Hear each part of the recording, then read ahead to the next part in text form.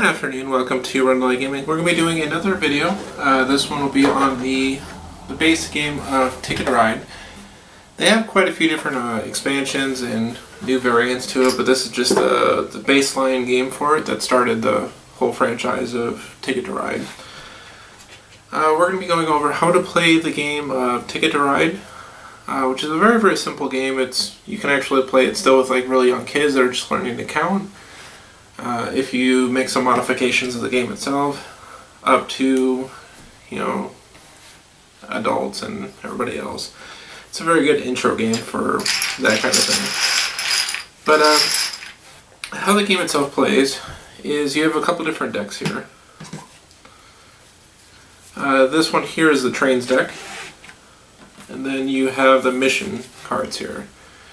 And what you're mostly trying to do is you'll have a couple of these mission cards and you're trying to connect those different cities that are on those missions. And this particular map here is of the US. So for example, if you have this particular card, you should connect Chicago to Santa Fe.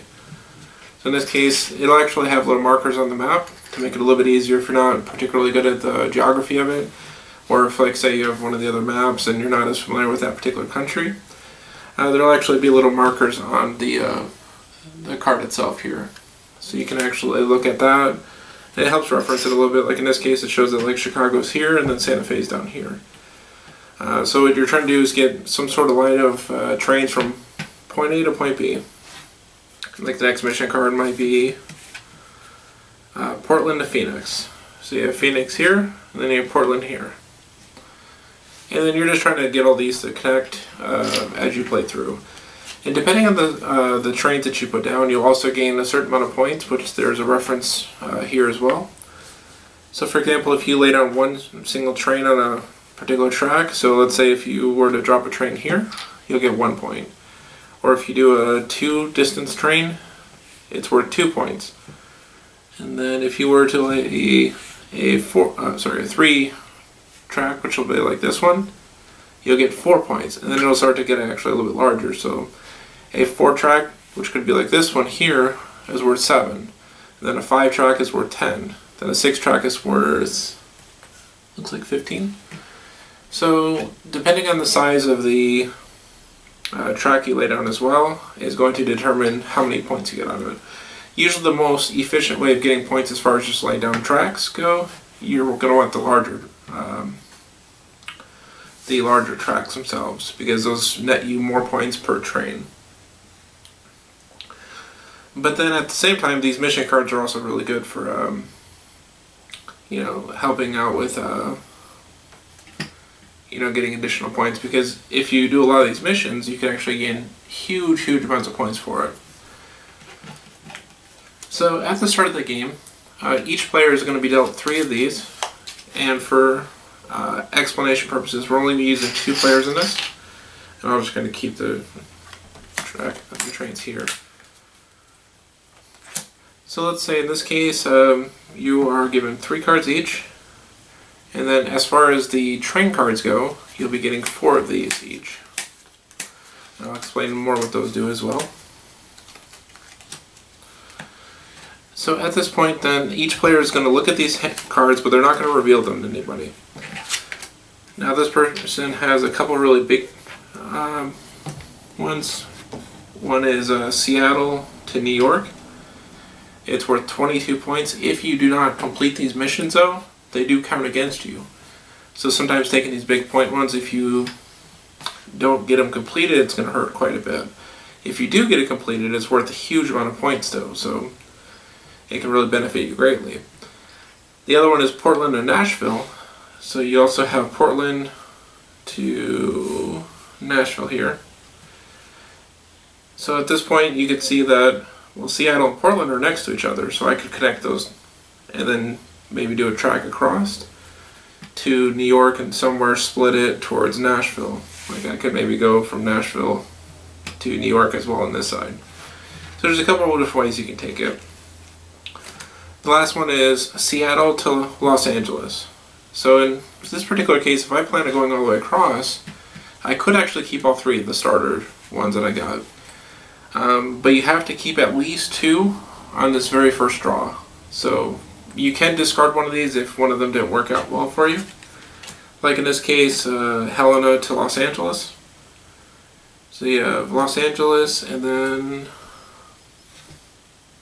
Helena.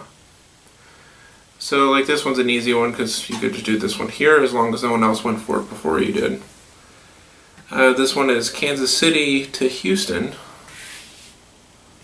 So Kansas City and then Houston. And then the last one is Calgary to Salt Lake City. So you have Salt Lake City here and Calgary. So this one's kind of all over the place. So it's like you have these ones here. Then you have Houston, Kansas City.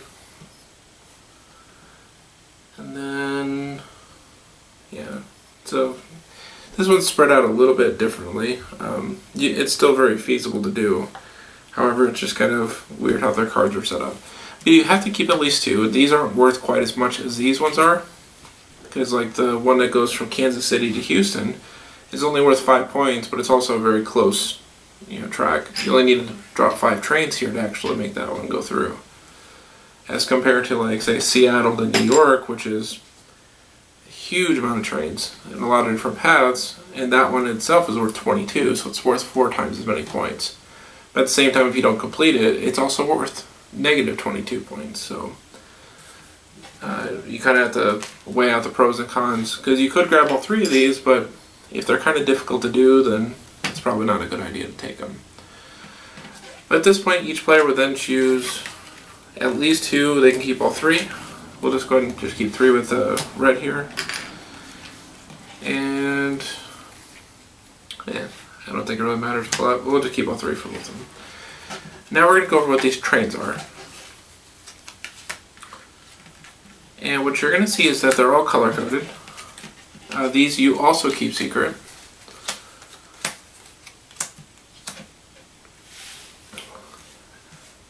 And then afterwards you will also set up a draw pile, which we will lay those. Normally I would just keep on the side of the board, but I'll go ahead and just put them on the board here, just to make things a little bit easier to see as far as the camera goes. You're going to put 5 of these out, and then the pile next to it. So normally you would have this on the side of the board here.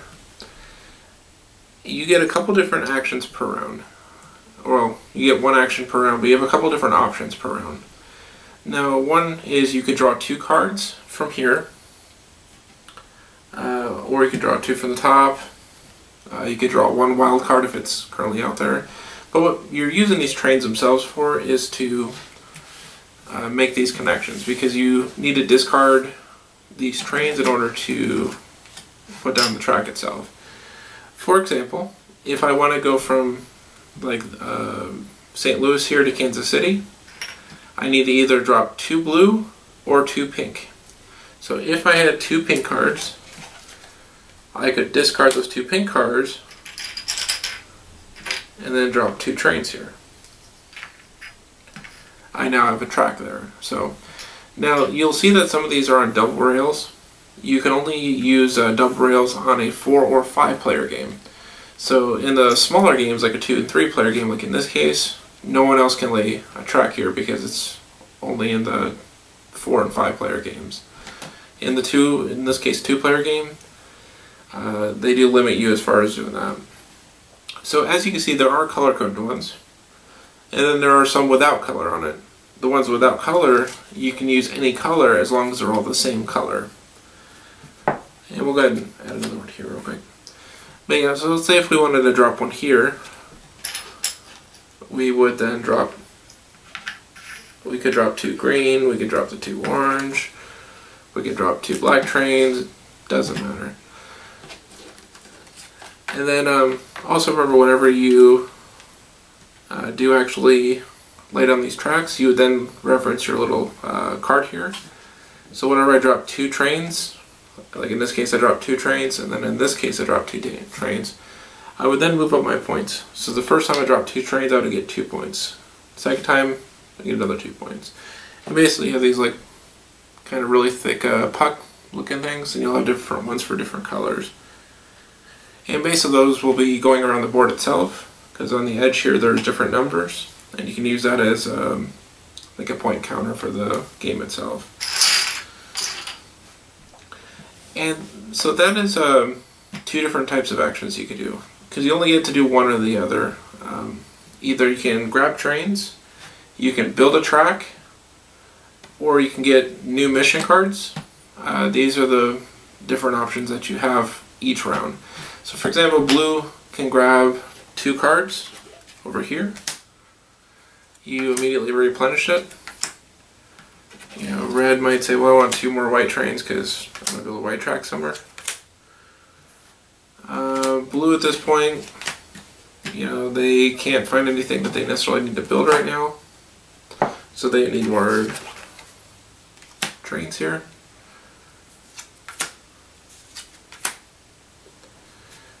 And let's say they want to focus on some blue and green as well.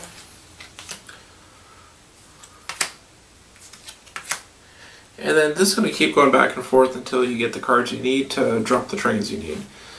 Now there are a couple other cards here. We'll see if we can locate one.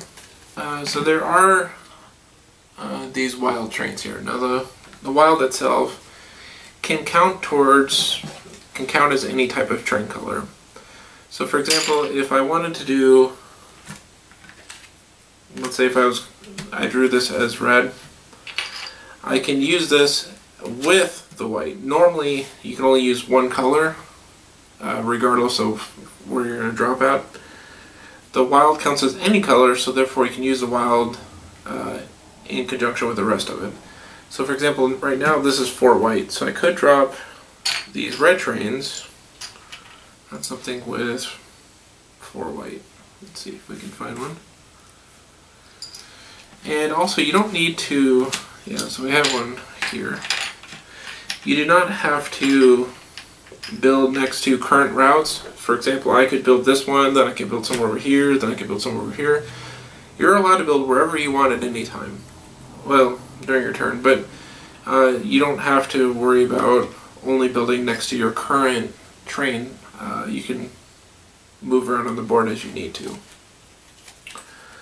And then they will discard those cards.